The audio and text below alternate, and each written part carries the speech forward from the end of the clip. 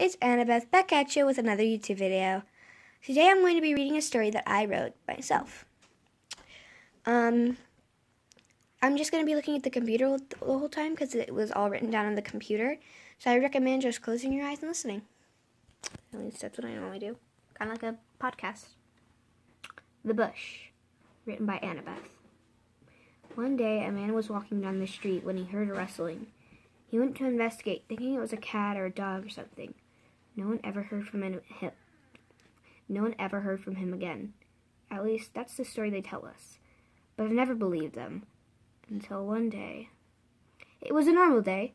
I was walking home after my run when I heard a rustling. But I put it aside. The next day, though, the same bush was still rustling. It was louder this time. I didn't know what to do, so I just left it alone. But the next day, it woke me up early because it had gotten so loud. "That's it," I said. I called up an exterminator, who came the next day. I went on my run when he arrived, so as not to disturb him. However, when I came back home, he was gone. He left without me paying him. But then I saw that his car was still there. "Okay," I said, "this has gone too far. I looked up weird things that hide in your bush and make a lot of noise and eat people." Surprisingly, I got a lot of things to pop up, but they all said the same thing. I can't say my own name. The gratters.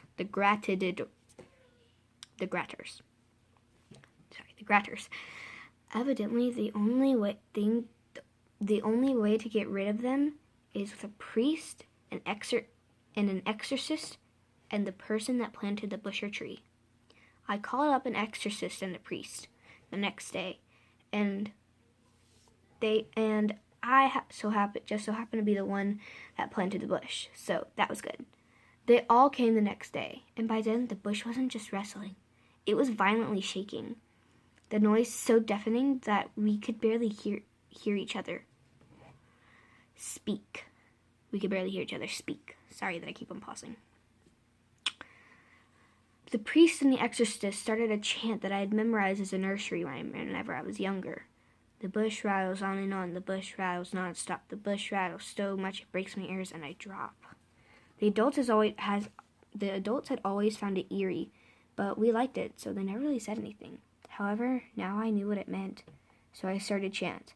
The bush rattles on and on, the bush rattles non-stop, the bush rattles so much it breaks my ears, and I drop. This went on for about an hour or so, until the bush finally stopped shaking. From that day on, if I heard a bush shaking in a park, I would tell the nearest park keeper. And if it was in somebody's backyard, I would tell the owner to never go near it again. Anyways, guys, that's the story that I wrote.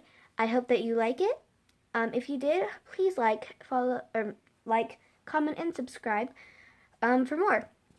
Comment down below if you would like me to make more of these scary stories, or if y'all want me to make a happy story or something, or a sad story, or a comedy.